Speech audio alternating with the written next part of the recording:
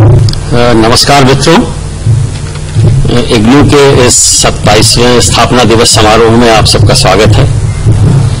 हमारे साथ दो विशिष्ट अतिथि हैं। श्री वी नारायण स्वामी, जो प्राइम मिनिस्टर ऑफिस में राज्य मंत्री हैं, और आचार्य दिवाकर नाथ वाजपेयी हमारे साथ हैं, जो वर्तमान में हिमाचल प्रदेश विश्वविद्यालय के कुलपति हैं। हम लोग पहले उनका स्वागत करें, उसके बाद हम आपको इस विश्वविद्यालय के बारे में कुछ जानकारियां देकर कार्यक्रम का विधिवत आरंभ करेंगे। मैं अपने साथियों से आग्रह करता हूं।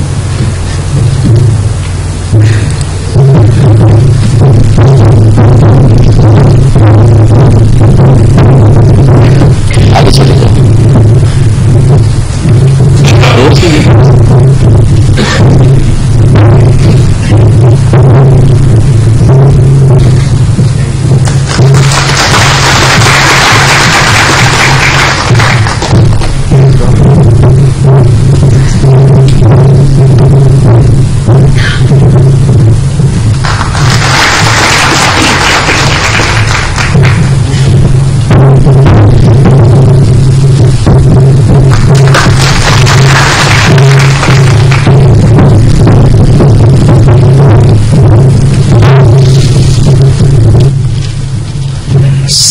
वर्षों का सफर छोटा नहीं होता। विश्वविद्यालय इस समय केवल देश के ही नहीं, विश्व के अग्रणी मुक्त शिक्षा संस्थानों में से एक है, और 27 लाख विद्यार्थी हमारे रोल पर हैं। यही अपने आप में एक बहुत बड़ी उपलब्धि है। केवल इसके लिए ही इग्नू साधुवाद का पात्र है। हमारे सभी साथी जो शिक्षक हैं, गैर शिक्षक कर्मचारी हैं तथा अन्य विभागों से जुड़े हुए हैं, विश्वविद्यालय की इस उपलब्धि के लिए वो सब साधुवाद के पात्र हैं, क्योंकि इतना लंबा सफर बिना उनकी मदद के तय करना बहुत मुश्किल होता। इस समय विश्वविद्यालय में 21 अध्ययन पीठ हैं। ये भी अपने आप में एक बड़ी उपलब्धि है। और हमारे कार्यक्रमों की एक विशेषता है, ऐसे वर्ग के लिए शिक्षा के कार्यक्रम उपलब्ध कराना जो समाज में पिछड़ा वर्ग है, महिलाओं के लिए, उपेक्षित वर्गों के लिए। विश्वविद्यालय के लगभग 450 पाठ्यक्रमों में से एक बड़ी तादाद ऐसे कार्यक्रमों की है जो इस वर्ग के लिए उपयोग में आते हैं। इसके साथ ही विश्वविद्यालय ने अभूतपूर्व प्रगति की है शिक्षा में तकनीक के उपयोग को लेकर, और एड्यूसेट के माध्यम से शिक्षा के प्रसार में विश्वविद्यालय इस समय देश के प्रमुख शिक्षा संस्थानों में से एक है। वास्तविकता ये है कि विश्वविद्यालय के संचार केंद्र को ये गौरव हासिल है कि देश भर में शिक्षा के लिए प्रसारित होने वाले तमाम कार्यक्रमों को यहां से संचालित किया जाता है। इस तकनीकी उपलब्धि के लिए संचार केंद्र के साथी बधाई के पात्र हैं, और हमें ताली बजाकर उनका स्वागत करना चाहिए। इस कार्यक्रम का विधिवत आरंभ हम लोग दीप प्रज्वलन के साथ करेंगे, और मैं कुलपति जी से आग्रह करता हूं कि वो हमारे अतिथियों को लेकर दीप प्रज्वलन के लिए चले।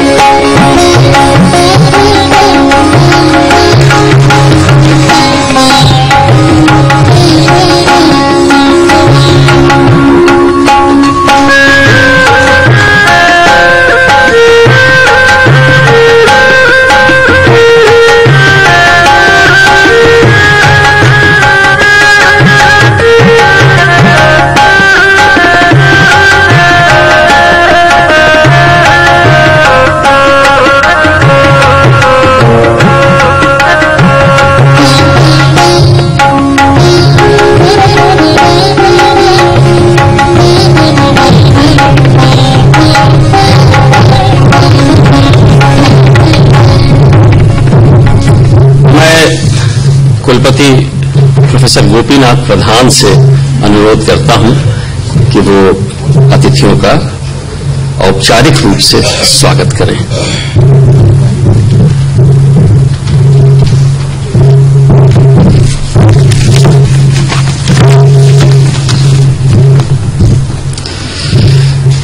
Honorable members on the dais, Minister Narayan Swamy ji, Vice Chancellor Bajpayee ji, Professor Ramendra Kumar ji, and Registrar IGNOU, Mr. Tolia ji, members of the IGNOU family, guests and other members present in the hall. Welcome to the 27th Foundation Day of IGNOU.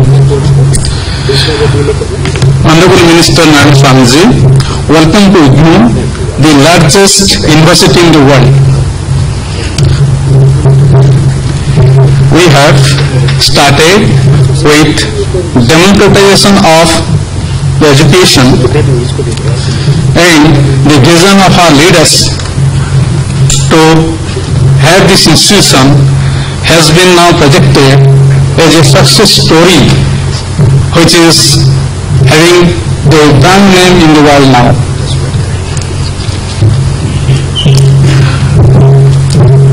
We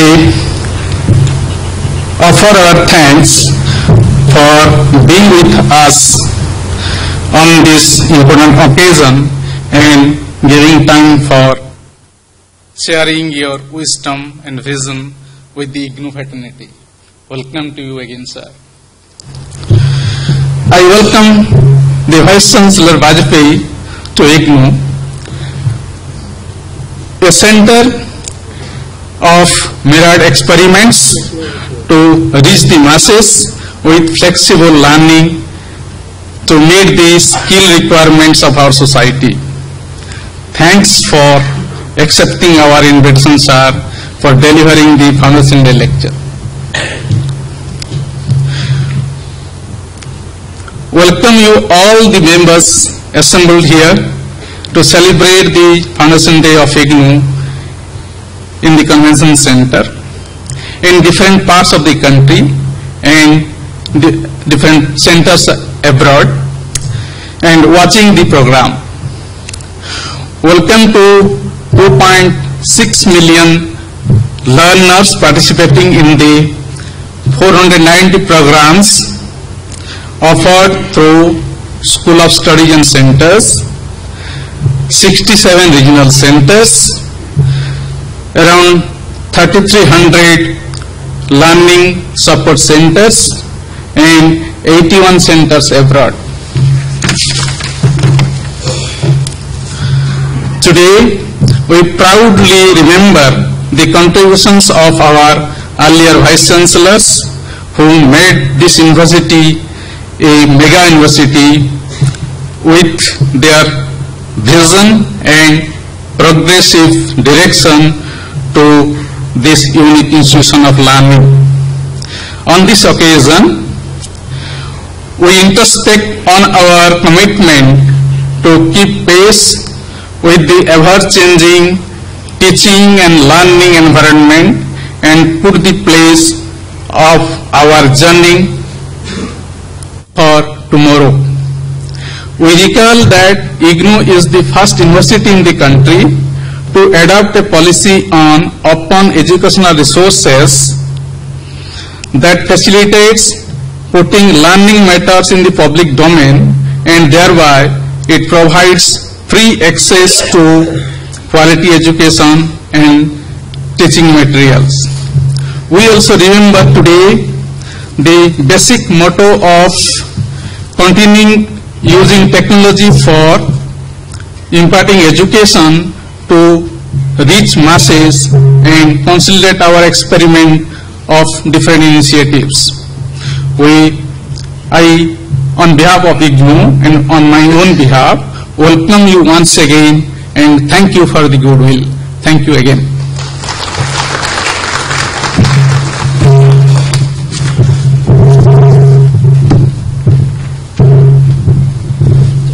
Thank you, sir. Let me introduce the two honored guests here. Shri V. Narayanasamy is the Minister of State in the Prime Minister's office and has a long parliamentary career. It was in 1986 that he first entered Parliament, became a member of Rajya Sabha, and since then has not looked back. He is currently holding the charge of the Ministry of Pensions, Public Grievances in Prime Minister's office, and is contributing immensely to the growth of the Government of India. हमारे दूसरे अतिथि हैं आचार्य अरुण दिवाकर नाथ वाजपेयी। आचार्य वाजपेयी वर्तमान में हिमाचल प्रदेश विश्वविद्यालय के कुलपति हैं। इसके पहले वो अवधेश प्रताप सिंह विश्वविद्यालय रीवा के कुलपति रह चुके हैं। अभी कुछ ही दिनों पहले उन्होंने एसोसिएशन ऑफ इंडियन यूनिवर्सिटीज के सेक्रेटरी जनरल का चार्ज हैंड ओवर किया है। लगभग 1 वर्ष तक वो उसके सेक्रेटरी जनरल थे। इंडियन इकोनॉमिक एसोसिएशन के 3-4 वर्षों तक अध्यक्ष रह चुके हैं। प्रोफेसर वाजपेयी इस समय हिमाचल प्रदेश विश्वविद्यालय में अनेकों ऐसे प्रयोग कर रहे हैं जिससे हिमाचल प्रदेश में शिक्षा के प्रसार में बहुत सहायता मिल रही है। मैं कुलपति जी से अनुरोध करता हूं कि वो दोनों स्पीकर्स का इसके पहले कि मैं उनको आमंत्रित करूं अध्यक्षीय भाषण और व्याख्यान स्मृति स्थापना दिवस व्याख्यान देने के लिए, मैं कुलपति जी से आग्रह करता हूं कि वो दोनों का शॉल पहनाकर सम्मान करें।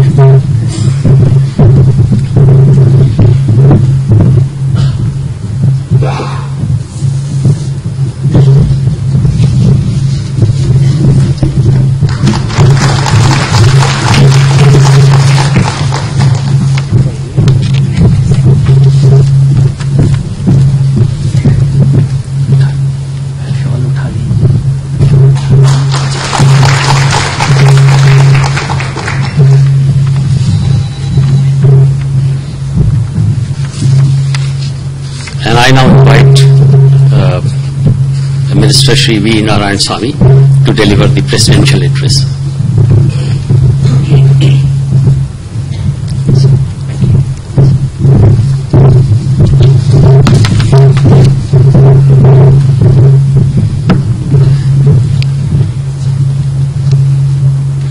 Professor Gopinath Pradhan, Vice Chancellor, Indira Gandhi National Open University, Professor Rajpai, Vice Chancellor, Himachal Pradesh University, U.S.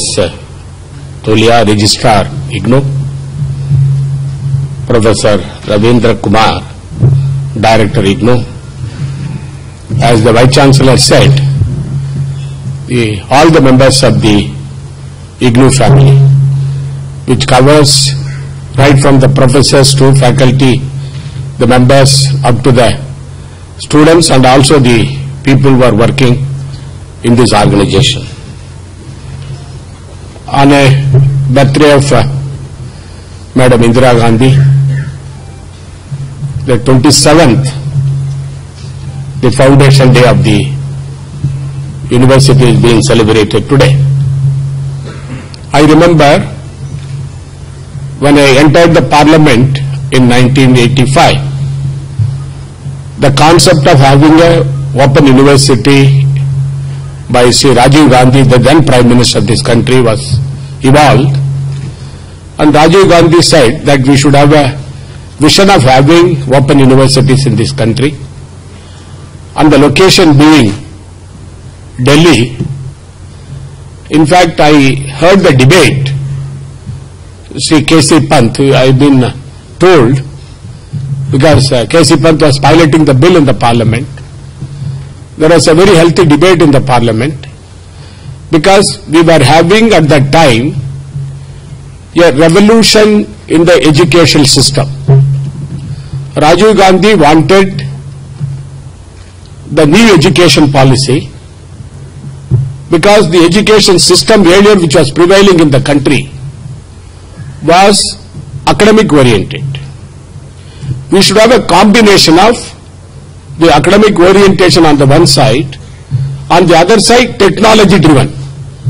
Therefore, Rajiv Gandhi wanted a change in the system of education, a new education policy during his tenure, and in fact when he was holding the portfolio of the human resource development, he developed the new concept of the new education policy in our country. Today I am proud of saying that the policy which has been evolved by him successfully worked in this country, and we find the people, especially the people who studied in the academic side and also in the technical side, they are blooming not only in our country and abroad. This is a very, very unique feature I would like to mention, because I was also listening some of the debates and discussions that are taking place in the parliament on various issues. The country needs today the knowledge. Knowledge comes from education. The education in the sense, it is not only the basic education. We need research education. We need technical education. We need the reforms, because the policy, new policy which is to be there now, the previously Sri Honorable Minister Sri Kapil Sibal was holding the portfolio of the HRD, and he tried his level best to ensure that the different faculties are opened in the universities. Not only that, he wanted more universities to come in this country. I would like to say, for the population of India, the universities which are available here are not sufficient. In fact, I was told when I was talking to the Vice Chancellor and also the Registrar, this Open University covers almost 67 universities of the kinds which are prevailing in having in this country. Such a huge the university, the vision of Rajiv Gandhi and the vision of the people of this country, that the open university system has to go to the villages.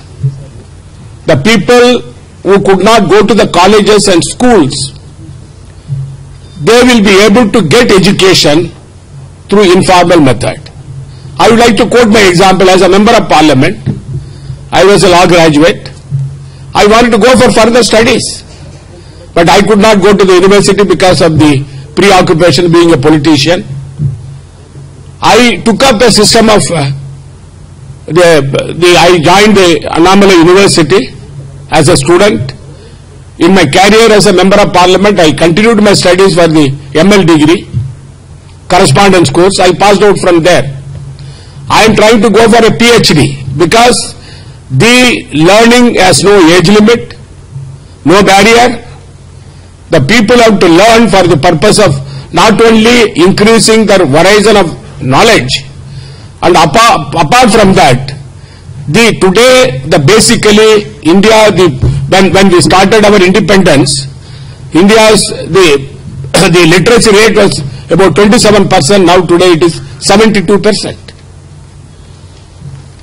Because I was discussing with the Vice Chancellor about the deemed university concept.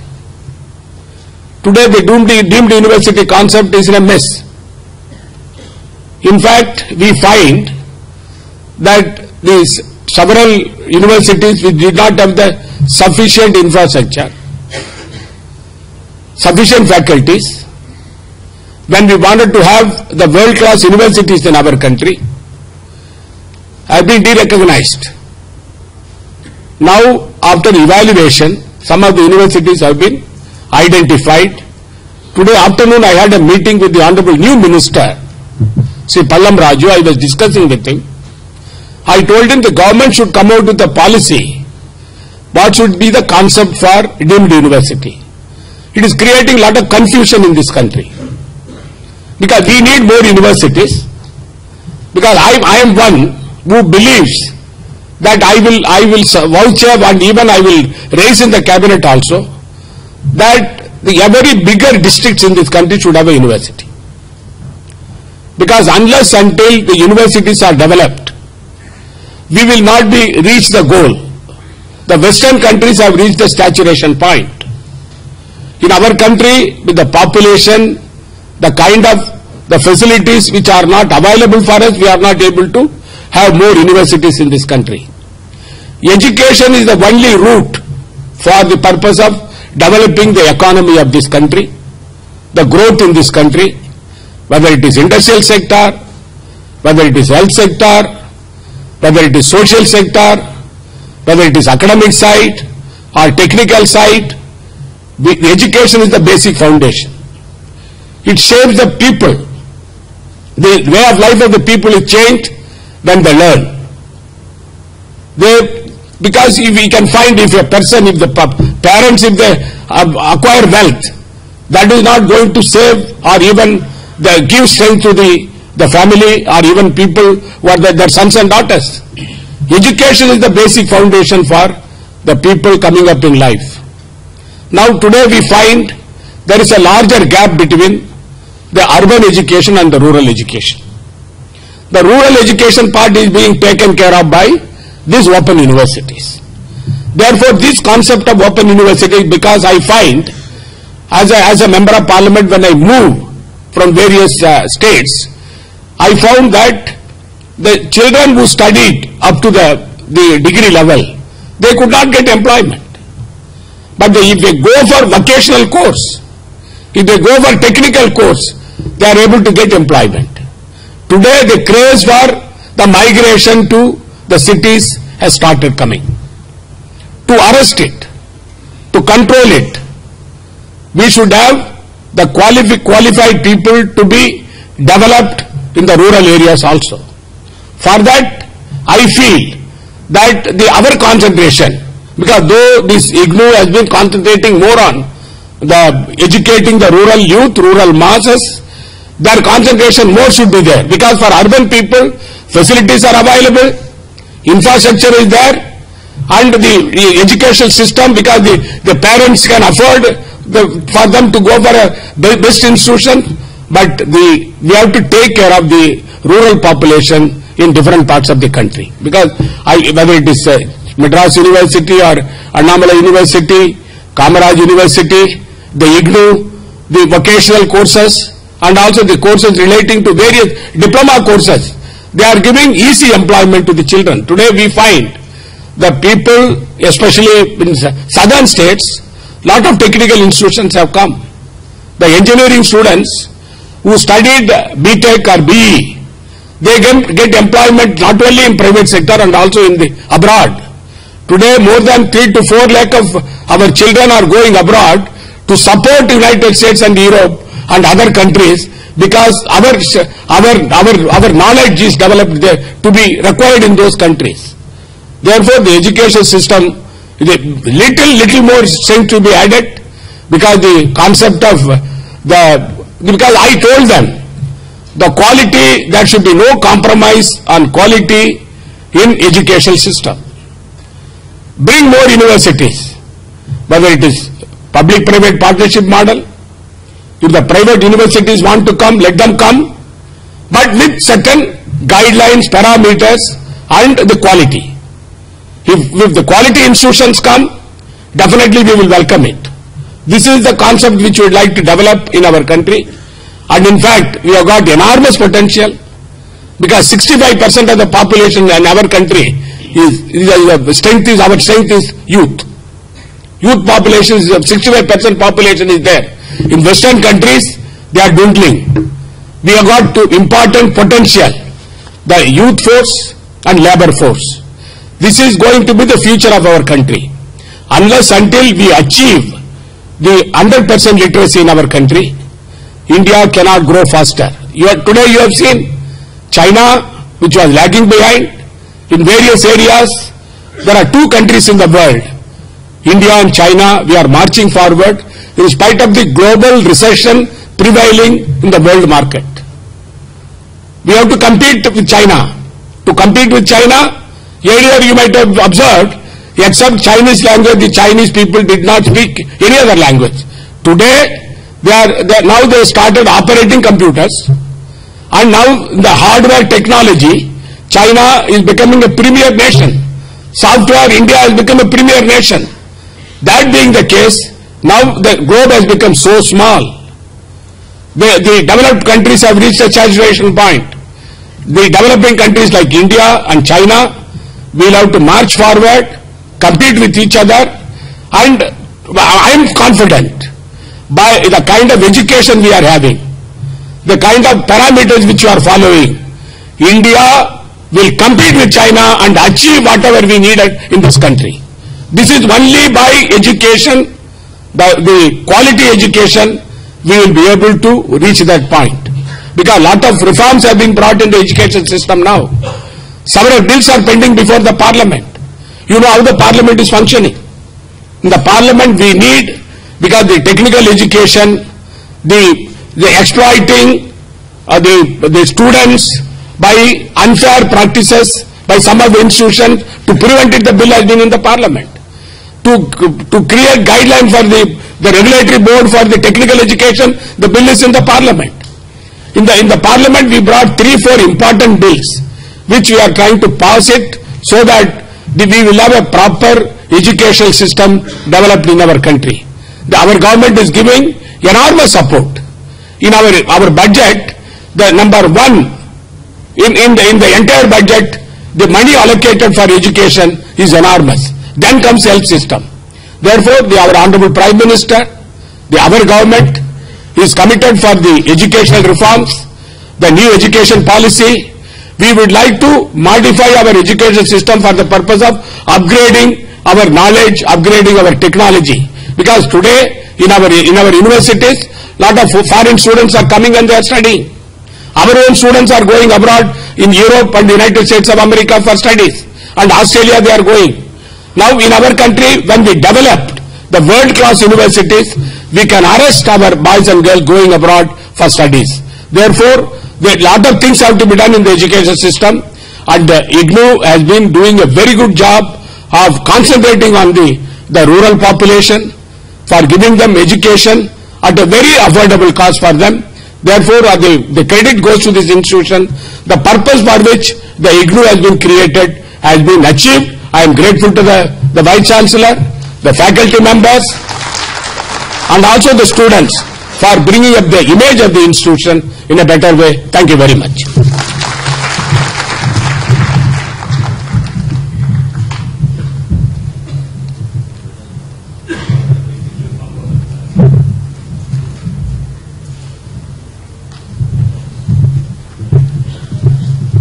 Thank you, sir, for so vociferously taking up the case for education.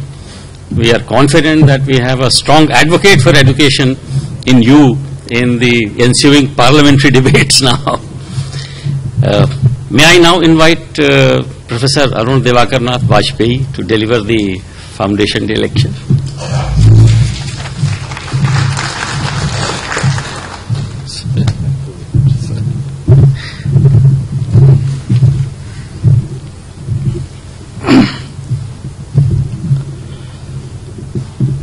Honorable Shri V. Narayan Swami ji, the President of today's Foundation Day function, Professor Gopinath Pradhan ji, worthy Vice Chancellor of Indira Gandhi National Open University, with its international presence, my friend Professor Ravinder Kumar ji, who is known for his studies in history, command over languages, especially Hindi and English you are saying. Mr. Tolia, the registrar of this university, and to join hands with the Gopinath Pradhan ji and V. Narayan Swami, IGNOU family as a whole. And family as a composite concept which includes everything, not only the animate but also inanimate world, in which we include so many other things. At the outset, I would like to congratulate Mr. Vice Chancellor and the whole of IGNOU family for this today's Foundation Day function. 27 great years of existence of IGNOU means it's a great thing. So my all congratulations to Mr. Vice Chancellor, faculty members, support staff, administrators, and student learners world over. Second thing I would like to mention that today is the birthday of Mrs. Gandhi, 19th November. So we must pay tribute to Mrs. Gandhi as well, who too built India of today's vision. But as Mr. Narayanasamy himself told, that the concept of Indira Gandhi National University, National Open University, came in the vision of Rajiv Gandhi ji way back in 1985. If I am permitted to speak that if Gandhi is the father of India, then Nehru should be treated as father of modern India, and Rajiv Gandhi should be termed as father of ultra-modern India. Whatever you see, science and technology,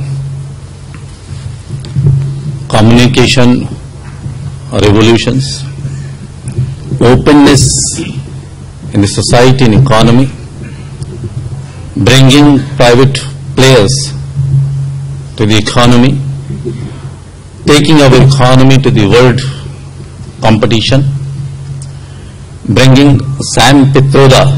Sometimes I call him Sim Pitroda as well, because most of the SIM technology came with the SAM only.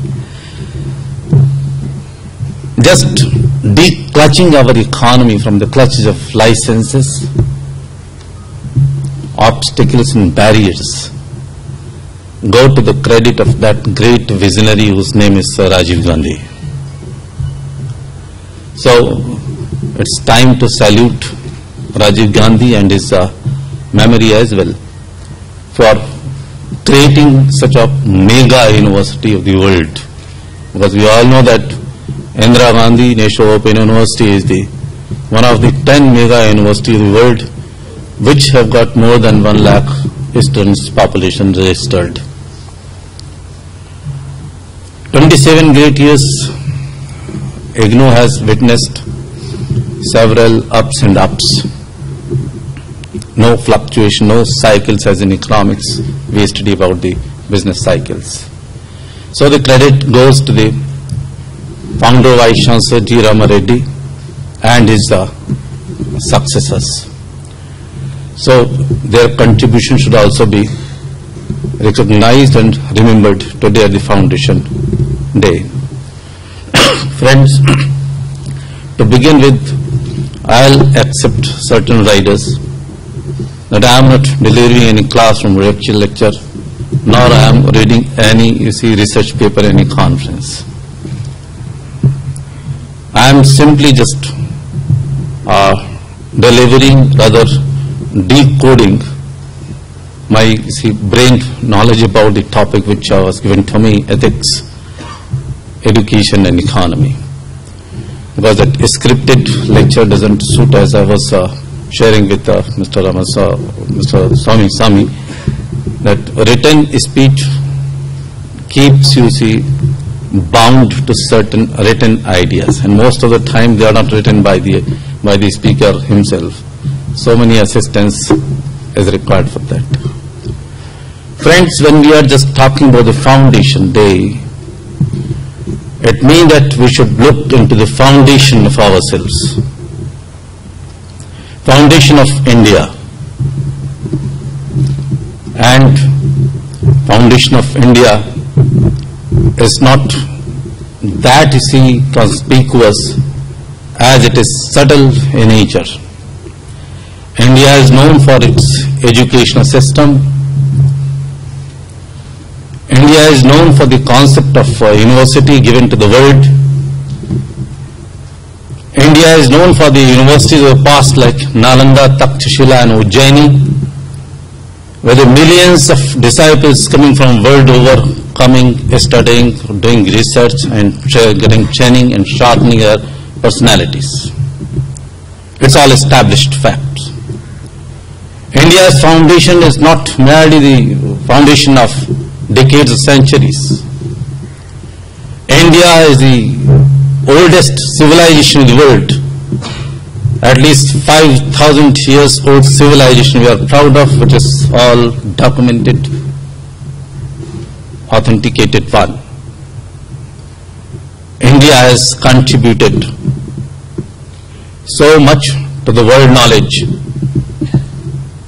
in mathematics, in astronomy, in astrology, in medicines, in science and technology, including chemistry, physics, in Ayurveda, in social sciences, in literature.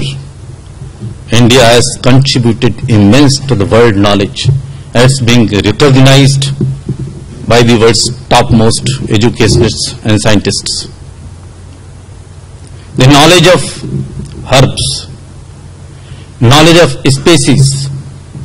India did discover 84 lakh species. कहते हैं 84 लाख योनियों के बाद में मानव जन्म मिला, तो 84 lakh species थी, which Indian scientists, biotechnologists had discovered. This much of knowledge India possessed, and today also, whenever Indians go, they have got their own unperishable mark, whether in states, Europe, overseas, wherever Indians are there, and whichever field they opt for, they make their remarkable mark. And mark relates to excellence, mark is related to competence, confidence, and character. They are being preferred, whatever they are the topmost. NASA is full of Indian scientists, Indian doctors, scientists, technocrats, educationists, economists, sociologists have established themselves in the most topmost European universities or the topmost brains where they work for. There is no lacking as such so far as Indian brain is concerned. I do agree when Mr. Narayan Swamy was mentioning that we are having immense potential with us, and that potential must be translated into concrete action. I think we lack something. That lacking, that missing link should be filled up with good educational system, with good training, rather with good introspection within us, and then to see that what best we can do for the future. The topic which I have selected for today's lecture is ethics, education and economy. Me being the student of economics, and Mr. Vice Chancellor also hails from the same discipline, so I thought we cannot ignore his economics. Economy must be there, because Indira Gandhi National Open University is one of the premier institutions related to education.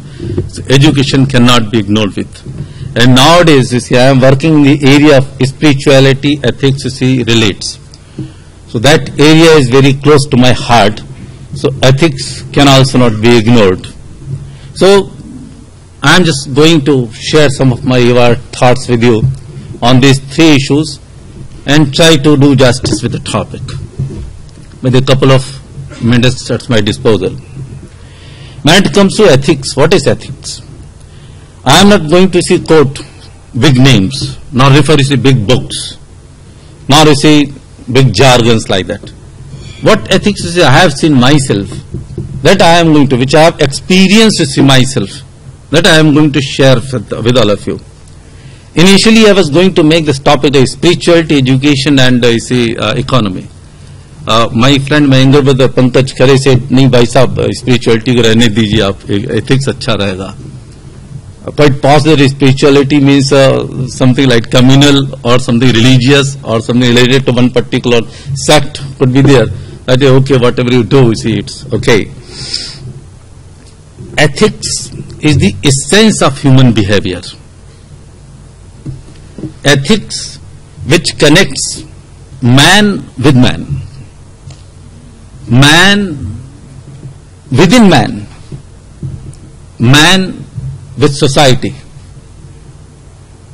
society with nature, and society may be a family, society may be a village, society may be a province, society may be a country, society may be a globe, entire world, and society may be full solar system, and society may be full universe, full cosmos. To me, ethics means something and which is so close to spirituality. When we all were remembering Mrs. Gandhi and Rajiv Gandhi, Rajiv Gandhi is not physically present in this hall, can never be, nobody can be, so eternal. But his soul is still present. We can feel, we can realize his soul.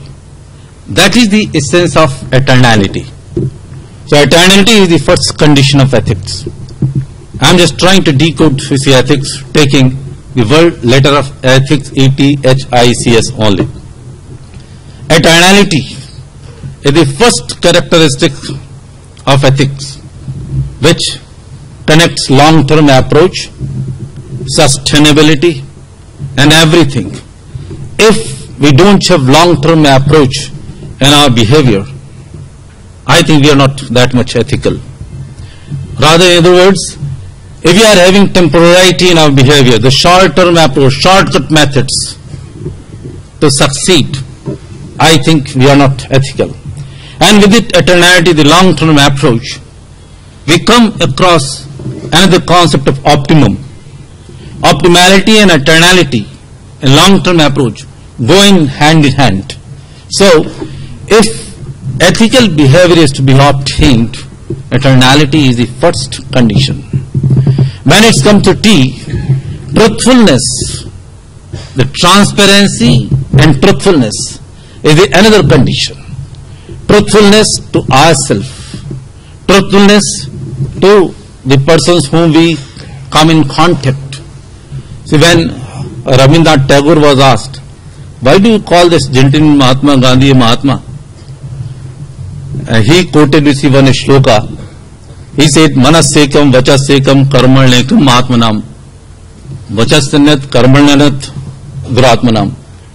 If there is complete truthfulness, complete integration, but the mind, language, and the behavior, he is Mahatma. That is the essence of truthfulness. Transparency you can obtain on the documents, but truthfulness you will have to realize within yourself. So ethics means truthful behavior with whom, with the institutions, with the persons you come in contact. You should be truthful, otherwise you cannot be ethical. When it comes to H stands for holistic approach. Nowadays what's happening, we are having partisan approach, we are having partial approach. We talk in a piecemeal system, taking one group, one sect, we just divide into society into different languages, castes, creed, so many divisions we have made. With due respect to senior the politician of India, the politics is also one of the divisive force nowadays working in our country, and we should be afraid of, we should be aware, we should take full caution how this politics should be politics, not monotics, in which sense it is being working nowadays. Holistic approach we should have. We should not divide into different sets of the regions like that. Then only we can be ethical. And India is a country which has given the concept of Vasudhaiva Kutumbakam. The entire land, entire earth becomes his family. The globalization concept came in 1991, or the concept global village came even afterwards. But we, India, as a propounded, sloganized the concept of Vasudhaiva Kutumbakam, in which entire Vasudha, entire earth was treated as a family, as a kutum. If it comes to I in ethics, it means inclusiveness. 11th Five Plan talks about inclusive growth and sustainability. Faster growth along with inclusiveness and sustainability is the concept of 11th Five Plan. But inclusiveness is already imbibed in the ethics. If you are treating other persons otherwise and yourself otherwise, I think you are not ethical. You will have to see your face in the person sitting outside. Then only you can see that you are purely ethical. And there is very powerful mantra is there. Atmanam pratikulanam paresham na samacharet. You should not behave otherwise to the other persons as you don't expect for yourself. Then only inclusiveness can be obtained. We know that in India, there are a large section of people is marginalized. They are not brought under the market forces. Beyond the market forces they are operating. Very lesser purchasing power they are having. Mr. Narayanasamy did talk about the rural urban divides for education concern. This rural and urban divide is increasing day by day. We will have to think that how we can make this inclusiveness, bring inclusiveness as a part of ethical behavior only. Character is another thing. C stands for character, and character is not that concept of character in which we are talking about. Character is complete integrated behavior, complete system, behavior systems, and character is gone, everything is gone. Then S stands for subtlety. Subtlety means abstracts of abstracts.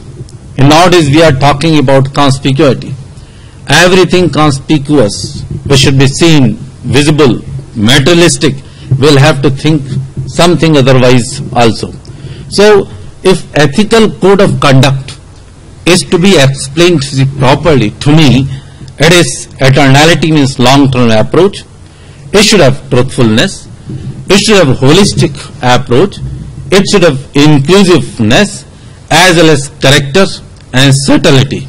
Then only complete ethical code of conduct can be propagated. And if these 6 characteristics are brought to education, then ethical education can be set. And if these 6 conditions are made it essentials of any particular economy, then we can say that we have brought ethicality in economy as well. If just coming to the education side, friends, as I told you that India is known for its educational standards. So far as quantum leap is concerned, we have certainly done remarkable job in the past.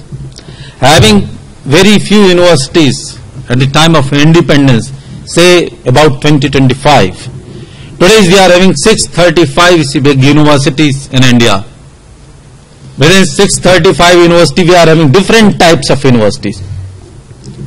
Organizationally, we are having central universities, we are having state universities, we are deemed to be university, which Mr. Narayanasamy was talking about. And suppose we are having other classifications, we are having conventional universities, we are having state university, we are having law university, open university, we are having language-based universities, Sanskrit, Hindi, Urdu universities, Sangeet universities. We are having 635 university system. We are having about 33,000 colleges spread all over India. We are having about 8 lakh teachers and a population of about 1.7 crore students studying in this university streams. We have certainly created such a big structure, and for which all the governments of the state and the central must be credited too. They must be appreciated. Their contribution is immense for the creation of higher educational infrastructure in India. But at the same time, quality is the greater concern. And I am very happy when Mr. Narayanasamy was talking to the present HRD minister. The very first point he raised that maintain quality. quality is being talked everywhere, and NAC has been given the responsibility of habilitating quality as well as fostering quality in the university systems. But their parameters, at least I have got all apprehensions to see that. Quality, does quality means only NET?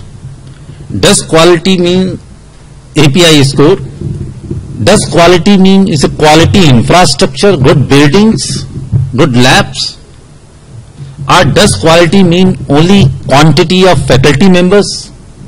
Or does quality mean publication of research papers in ISN, ISB and AC journals or books? Here I would like to refer. In Jabalpur, you see, myself, Ravinder Kumar, were sharing one program. And this program was related to, history or something like that, archaeology. And he said, suppose you find a manuscript, read the manuscript, but don't you go according to what is written in the manuscript, you'll have to read between the lines also. That quality means between the lines. Quality means abstract. Quality means creativity. Quality means originality. Suppose in lifetime you just write one research paper, 1.5 research paper, which just makes a revolution in your subject, it means that is of quality. When my friends come to me that they say that they have published 100 of research papers, I ask how many research papers John Maynard Keynes had published? 1 or 1.5. And just to see, translated entire history of economic history into 2 pieces. He changed entire classical economics just by writing one research paper. So what original contribution are making? So what today's education system is lacking, that original creativity amongst the teachers, faculty members and researchers. There is big institutions like IITs and IIMs.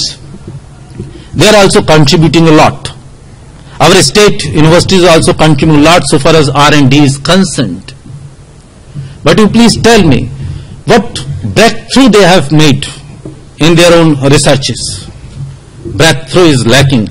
And that's why very few could fetch Nobel Prize from India.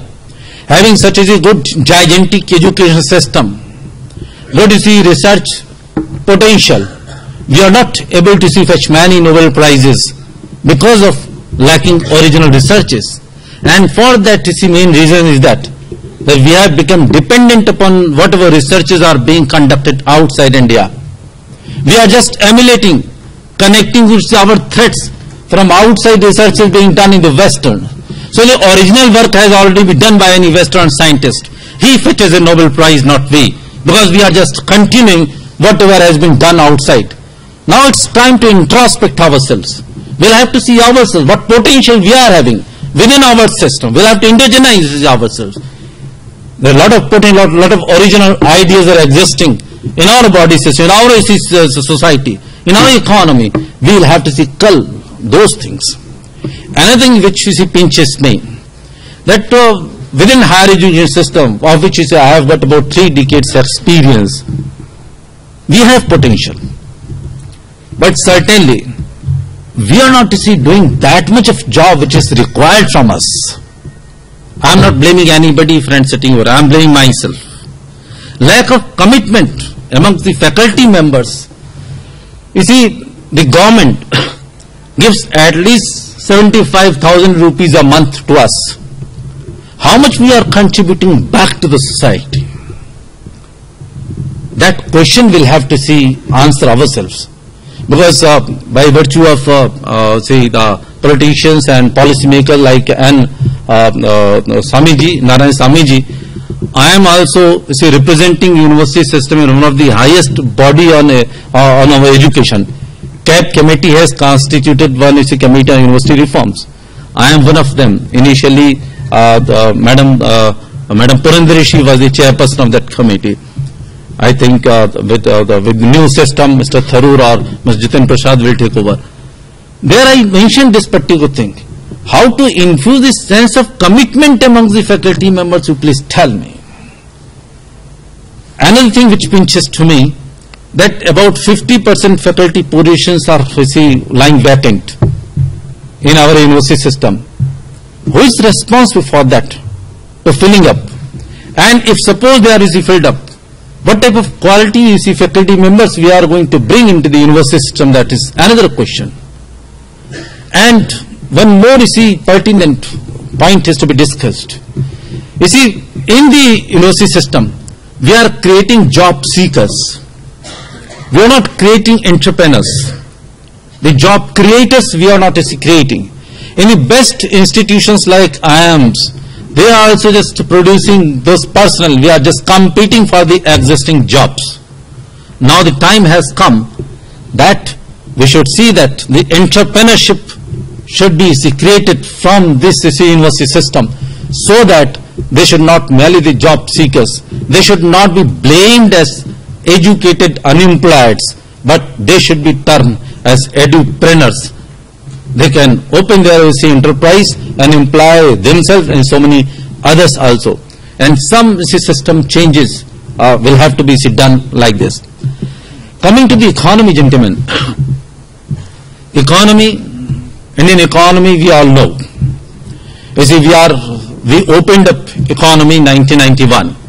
But as I mentioned that, Rajiv Gandhi was first person, first visionary, who thought that India cannot work in an isolated manner.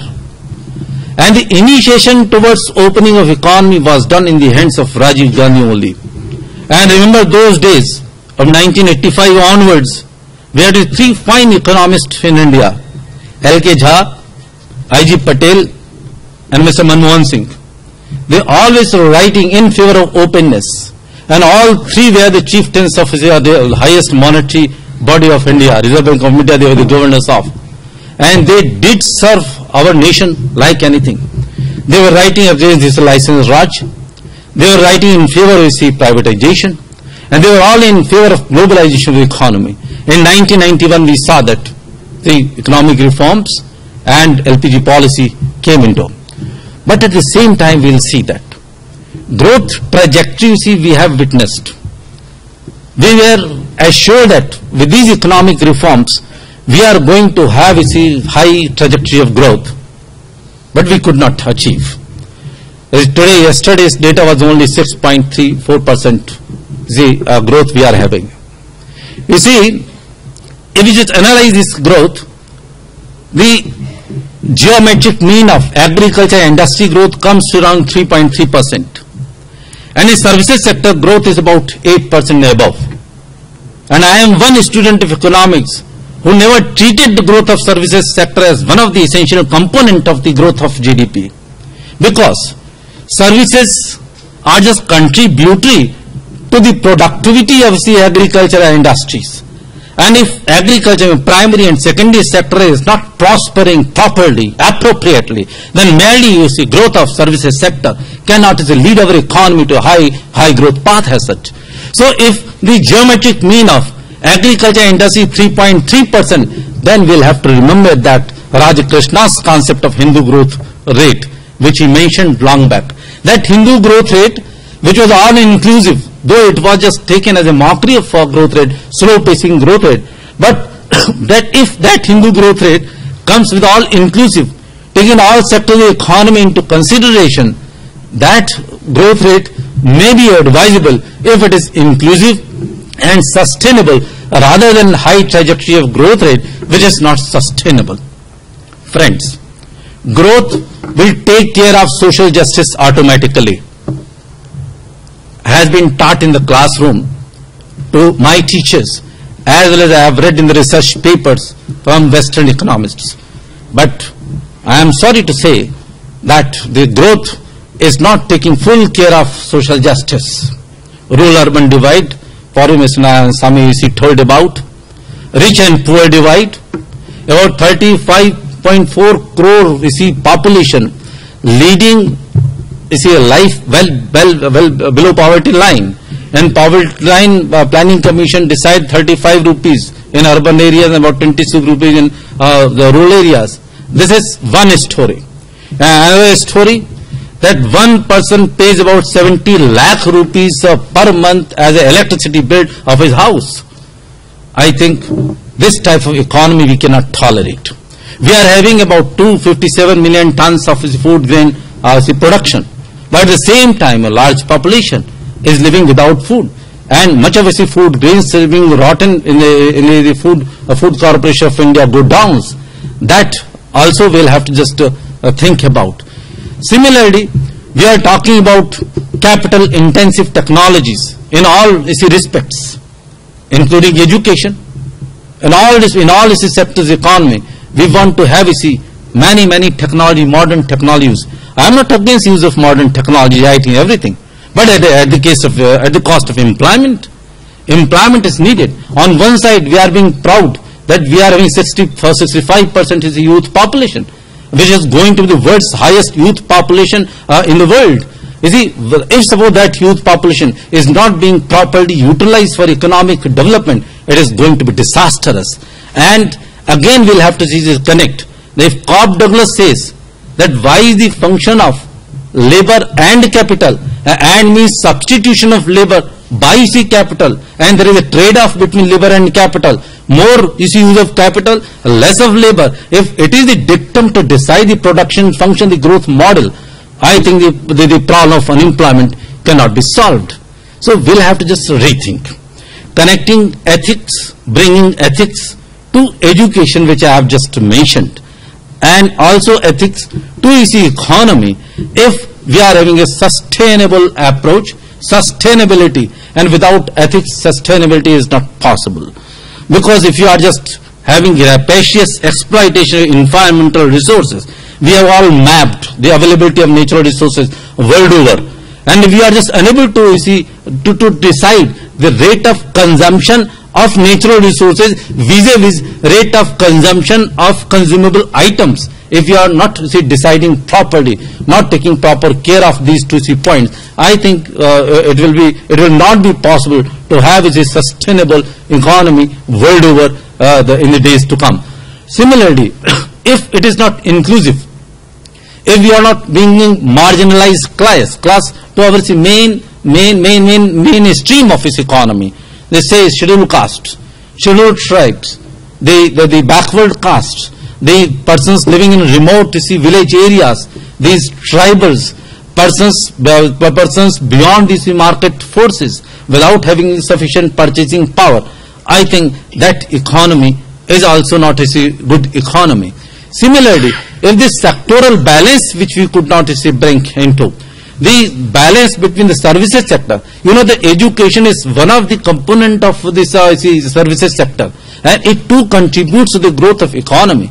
We'll have to rethink that the role of services is to substantiate, a role to support, to supplement the primary and secondary sectors, which are the commodity producing sectors, and services sector is the commodity consuming sectors. If commodity producing sector is diminishing, and consumption consuming those sectors is increasing service sector, then demand and supply mismatch is bound to be, and it is also going to be disastrous. And similarly, if intertemporal variations are not to be curbed properly, studied properly, then also it will become. That the consumer price index is that is 10.773, CPI growth rate, inflation is 6 point something, and when it comes to consumer price it is 10 point something. And growth rate is only 6 point something, and inflation rate is 10 point something. I think this type of economy will have to deal with this separately. Friends, in this foundation day program, it's our duty to search our foundations. And within this ethics, education and economy, if foundations are to be delineated, ethics has got its own foundation in spirituality, education has got its own foundation in wisdom, and economy has got its own foundation in land and labor. If spirituality and if wisdom and if land and labor are not brought together to prepare all together a new model for India's economic development, I think it will be very difficult to justice with the concepts, similar concepts, the thoughts of ethics, education, economy. I am very happy that I don't know why am I selected to deliver this the Foundation Days lecture. My friend and younger brother, Mr. Pankaj Khare, and my friend, Mr. Ravinder Kumar, must have done some homework to see that I am here. And if I have not done justice with the topic, blame these two gentlemen, not me. Actually, I just close my lecture by telling you one joke that is in Hindi, because संचालक महोदय हिंदी में ही सब कर रहे थे तो मुझे हिंदी में बोलना चाहिए. क्या हुआ कि एक कवि सम्मेलन में कुछ कवि लोग कविता पाठ कर रहे थे और श्रोताओं में से कुछ लठैत लोग पहुंचे मंच पर, तो कवि लोग हाथ जोड़ के खड़े हो गए, बोले भाई गलती हो गई, अच्छी कविताएं सुनाएंगे. बोले नहीं, आप तो अतिथि हैं, आप तो कविताएं सुनाइए. थोड़ी काव्य पाठ हुआ, फिर थोड़ी देर बाद हुई, फिर लठैत वहां पहुंच गए, कहाँ है. तो बोले कि भाई आप किसको ढूंढ रहे हैं? बोले आप तो अतिथि हैं, आप तो काव्य पाठ करिए. मैं संयोजक को ढूंढ रहा हूं. So friends, once again I congratulate all of you, including Mr. Vice Chancellor, for celebrating this birthday of Mrs. Gandhi as the Foundation Day of National Indira Gandhi National Open University. My all good wishes to you, Mr. Vice Chancellor. See many more dance in academics. Try to bring many more verticals to Indira Gandhi National Open University so that India grows with a strong foundation. Happy Foundation Day. Thank you very much.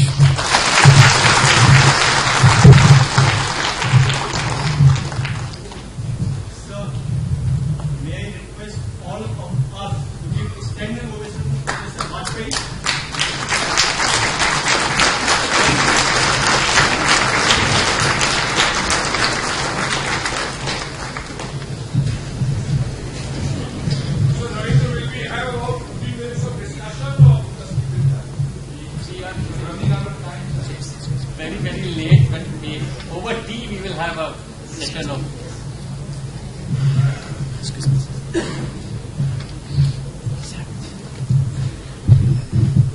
You have to make some announcement. Yeah, that I'll do. कार्यक्रम का समापन करने के पहले हम विश्वविद्यालय का स्मृति चिन्ह दोनों अतिथियों को देना चाहते हैं. Give it to Minister.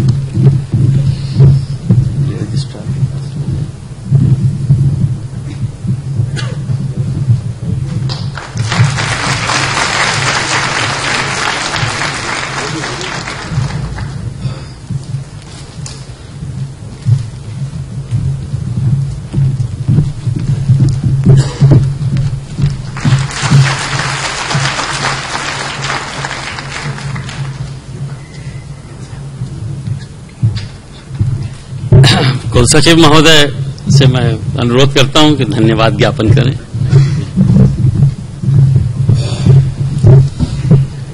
Honorable Minister of State, PMO, Ministry of Personal Public Grievances and Pension, Shri V. Narayan Swami ji, Honorable Vice Chancellor, Himachal Pradesh University, Professor Adian Bajpayee ji, Honorable VC IGNOU, Professor Gopinath Pradhan ji, Professor Ravinder Kumar, Directors of Schools, Heads of Division, Centers, Units, Faculty and Staff of IGNOU and dear students, members of Electronic and Production Media, distinguished guests and special invitees, ladies and gentlemen. It's indeed a proud privilege for me to propose a hearty vote of thanks on behalf of IGNOU, the entire fraternity of higher education, and on my personal behalf. The IGNOU was established on 19th November 1985, and since then it is celebrating 19th November every year as its foundation day, to mark the setting up of the IGNOU and to review commitment to the very objective for which it was set up. The great visionary Professor G. Ram Reddy was the first and founder Vice-Chancellor of the IGNOU. As the Vice-Chancellor said, today IGNOU has 21 schools, 67 regional centers, over 3,000 learner support centers, 81 overseas centers, 2.6 million students on its roll approximately, 490 programs on offer at a very affordable cost across the country. Building up of an institution of this size is indeed a Herculean task that has been ably accomplished due to the significant contribution made by the past and present Vice-Chancellors, PVCs, HODs and esteemed member of the Board of Management IGNOU. It should be our endeavor to see that the university moves further forward towards the goals set up by its founders and achieve further greater heights and milestones. We heartily thank Honorable Minister of Estates, Prime Minister Office, Ministry of Personnel and Public Grievances and Pension, Shri V. Narayan Swami ji, for sparing his invaluable time for our Foundation Day function. Sir, your association with us, with the IGNOU's Foundation Day function today, has greatly inspired us, and I am sure that with your blessings, the IGNOU will gain further strength. I also thank Professor A.D.N. Bajpayee, Honorable Vice-Chancellor, Himachal Pradesh University, for having agreed to deliver this Foundation Day lecture on ethics, education and economy. I am thankful to him for sparing his time from his busy schedule and coming all the way from Himachal Pradesh in such a short notice. Thank you once again, sir. I am thankful to Professor Gopinath Pradhan, Honorable Vice-Chancellor IGNOU, who took keen interest in ensuring the successful conduct of this program.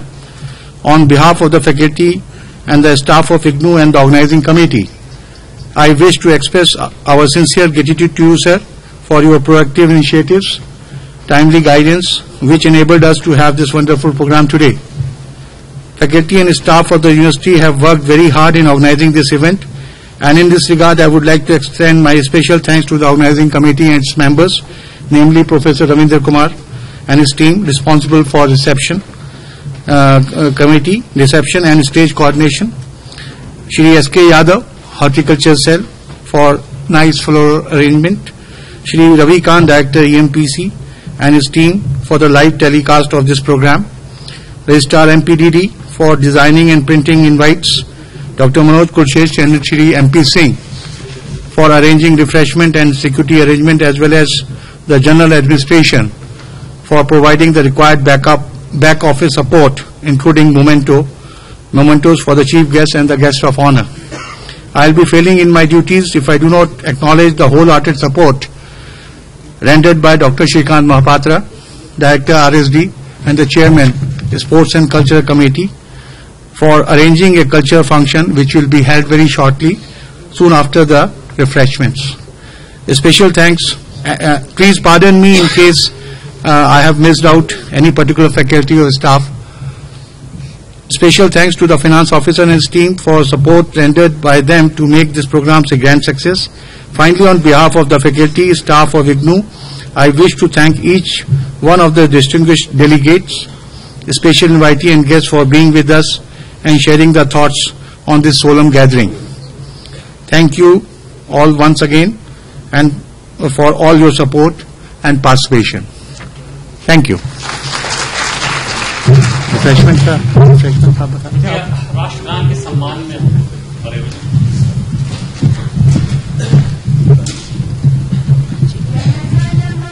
Vinayak जय है भारत भाग्य विधाता, पंजाब सिंध गुजरात मराठा द्राविड़ उत्कल गंगा, विंध्य हिमाचल यमुना गंगा, उच्चल जलधि तरंगा, तब शुभ नामे जागे, तब शुभ आशीष मांगे, गाहे तब जय गाता, जन गण मंगल गायक जय है भारत भाग्य विधाता,